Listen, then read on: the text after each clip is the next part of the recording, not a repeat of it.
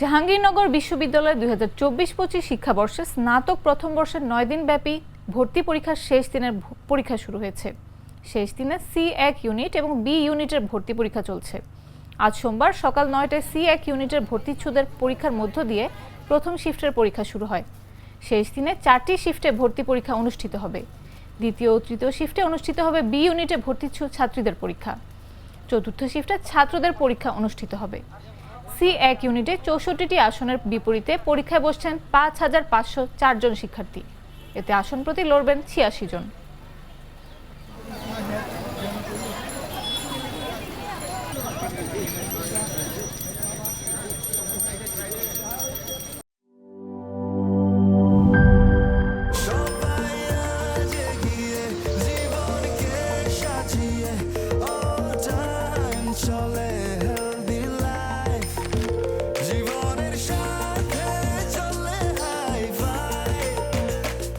চলার পথে স্বাস্থ্যকর all time honeycomb, all time healthy life.